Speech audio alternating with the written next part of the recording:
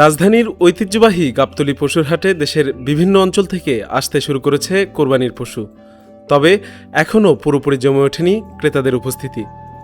বিক্রেতারা বলছেন, ঈদ যত ঘনিয়ে আসবে ততই বাড়বে ক্রেতার ভিড়।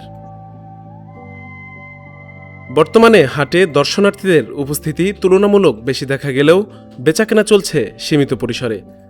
বিক্রেতারা বিভিন্ন জাতের ছোট, মাঝারি ও বড় আকারের গরু নিয়ে হাটে এসেছেন।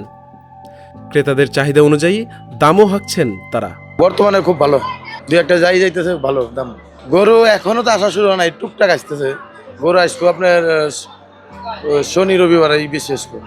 এবছর দাম আগের চেয়ে ভালো দেবে। বিক্রেতাদের দাবি, হাটের সার্বিক ব্যবস্থাপনা এখন পর্যন্ত সন্তোষজনক রয়েছে। নিরাপত্তা, পানি সরবরাহ ও পশু রাখার পরিবেশ নিয়ে বড় কোনো অভিযোগ নেই বলেও জানান তারা। মোটামুটি ভালোই, কিন্তু এখনো বেচাকেনা শুরু হয়নি। আর গরু মাত্র আসতেছে। আচ্ছা, গরু আসবে, আশা করি শুক্রবার থেকে ইনশাল্লাহ বেচাকেনা শুরু হবে। ক্রেতাদের চাহিদা বিবেচনায় বিভিন্ন আকারের কোরবানির পশু নিয়ে এসেছেন ব্যবসায়ীরা।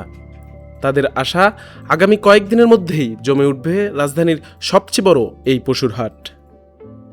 এখনো তো শুরু হয় না, সবে মাত্র শুরু হয়েছে।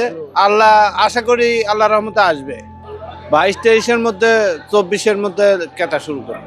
এদিকে হাটের সার্বিক ব্যবস্থাপনা ও ট্রাফিক নিয়ন্ত্রণে ইজারাদার ও মালিক সমিতির সঙ্গে দফায় দফায় বৈঠক করেছে সিটি কর্পোরেশন। ঢাকা উত্তর সিটি কর্পোরেশন প্রশাসক বলছেন, ঈদকে সামনে রেখে ক্রেতা বিক্রেতাদের নির্বিঘ্ন চলাচল নিশ্চিত করতে নেওয়া হয়েছে বিভিন্ন প্রস্তুতি। সিটি কর্পোরেশন ট্রাফিক ব্যবস্থাপনার সাথে আমরা যৌথ মিটিং করেছি দফায় দফায়, এবং আমাদের চূড়ান্ত মিটিং অলরেডি গতকালকে হয়ে গেছে। ঈদ সামনে, গাবতলীতে একটা বড় গরুর হাট, এটাকে সংরক্ষণ করার জন্য এই গাবতলী হাটের কারণে, ক্রয় বিক্রেতার কারণে যদি কোনো যানজট হয়, ইজারাদার যারা আছেন তাদের সাথে সমন্বয় মিটিং করে তাদেরকে শর্তাবলী দেওয়া আছে। সেই শর্তাবলী অনুযায়ী তাদের নির্দেশনা দেওয়া, সেই নির্দেশনা মোতাবেক তারা অলরেডি গরুর গাবতলীর পশুর যে হাটটি, তারা ইতিমধ্যেই সেটাকে সংরক্ষণ করেছে এবং শর্ত মেনেই সেই কাজগুলো ইতিমধ্যেই সম্পন্ন করেছে। যেমনিভাবে গাড়ি ক্রয় বিক্রেতারা ছোট ছোট ট্রাকে করে গরু উঠাবে, সেটা মেইন রোডে যেতে পারবে না, বাইপাসের মাধ্যমে সোজা ইউটার্ন হয়ে সেটা চলে যাবে।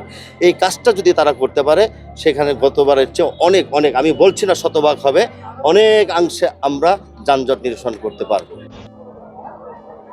হাবিব হাসান মোহন, মানবজমিন, ঢাকা।